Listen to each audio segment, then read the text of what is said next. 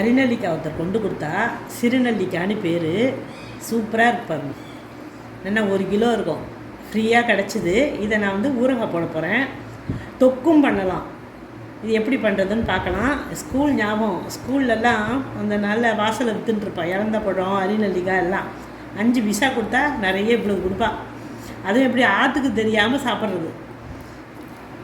இப்போல்லாம் எல்லோரும் ஐஸ்கிரீம் அது இதுன்னு சாப்பிட்றா. அந்த நாள் அரிநெல்லிக்காய், இறந்த பழம், இறந்த வடை இதெல்லாம் தான் சாப்பிட்றது. சூப்பராக இருப்பாருங்க, ஃப்ரெஷ்ஷாக இருக்குது. இதை நான் இப்போது ஊறுகாய் போட போகிறேன்.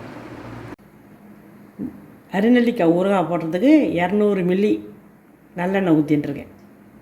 நாட்டு செக்கெண்ணெய்.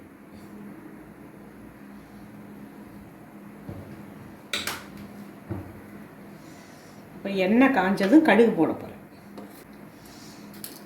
எண்ணெய் சூடாக எடுத்து இப்போ கடுகு போடுறேன். 1/2 டீஸ்பூன் போட்டால் போகிறோம்.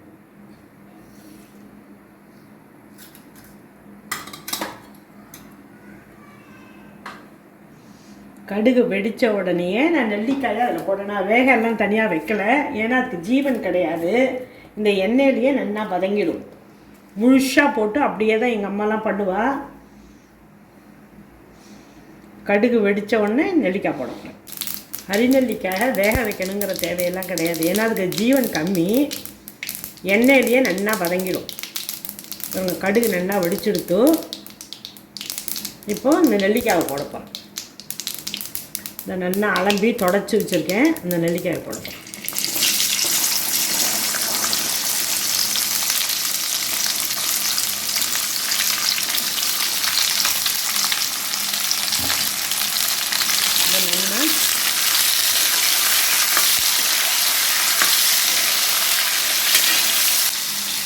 இப்போது இதுக்கு தகுந்த உப்பு போட போகிறேன்.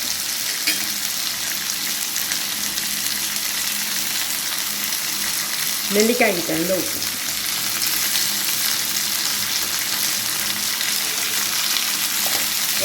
பெருங்காயத்தூள்.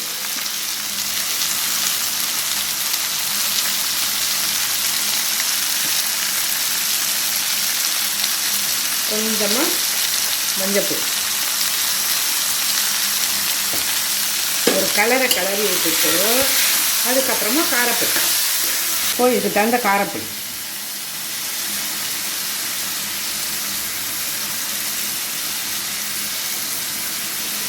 நான் நல்லா 3 டீஸ்பூன் போட்டிருக்கேன்.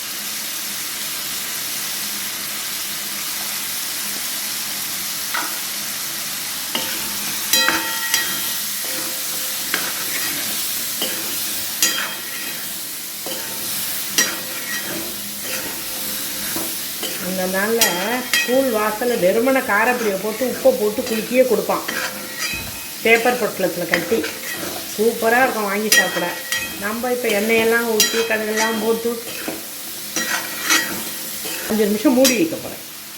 வேர்த்து கொட்டிண்டு நல்லா கொஞ்சம் வெந்து போயிடும்.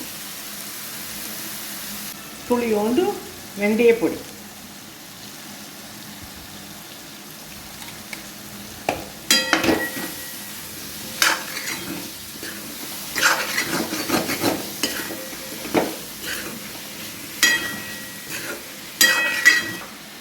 அரை டீஸ்பூன் சுகர். ஏன்னா எல்லாம் ஒத்துமையாக சேர்ந்து இருக்கிறதுக்காக சூப்பராக இருக்கும். எப்போதுமே ஊறாய்க்கெல்லாம் துளியோண்டு 1 டீஸ்பூன் போட்டேன்னா இந்த புளிப்பு காரம்.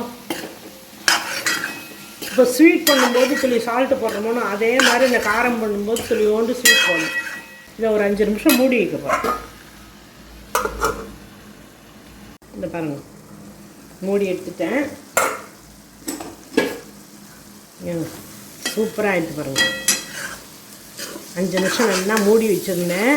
வேர்த்து கொட்டிண்டு நல்லா அருமையாக வெந்து வச்சு ஈஸியாக பண்ணிடலாம். 1/4 மணி இருந்தால் நெல்லிக்காய் ஊறுகாய் பண்ணிடலாம். இன்னும் கொஞ்சோண்டு நான் எண்ணெய் ஊற்ற போகிறேன். இன்னும் கொஞ்சோண்டு எண்ணெய். ரொம்ப நாள் வச்சுக்கிறதா இருந்தாக்க ரொம்ப நாள்லாம் வராது, இது 1 மாதம் கூட வராது. இருந்தாலும் நான் இன்னும் கொஞ்சோண்டு எண்ணெய் ஊற்றிக்கிறேன்.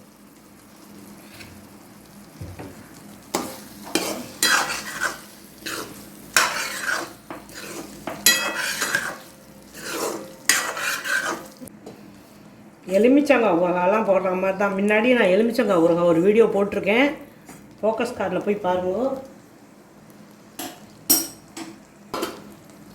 இதெல்லாம் சூப்பராக எண்ணெய் மேலே வந்துடுது. இந்த பாருங்கள், நெல்லிக்காய் ஊறுகாய் ரெடி ஆகிடுது. சுகர் காராலும் சாப்பிட்லாம், உடம்புக்கு ரொம்ப நல்லது. இது எத்தனை எண்ணெய் ஊற்றி என்ன பண்ணாலும் அது வந்து ஒரு 15 நாளைக்கு மேலே வராது. எங்கள் அம்மாலாம் இப்படியே தான் பறித்து உடனே போட்டு நாங்கள் தொட்டுன்னு சாப்பிட்றது. ஒரு சீசனில் தான் கிடைக்கும், அந்த சீசனில் வாங்கி போட்டு நீங்கள் சாப்பிட்லாம். சூப்பராக இருக்கும். உடனே பண்ணி சாப்பிட்றது ரொம்ப டேஸ்ட்டாக இருக்கும். இதெல்லாம் ரொம்ப நாளைக்கு வச்சுக்க முடியாது.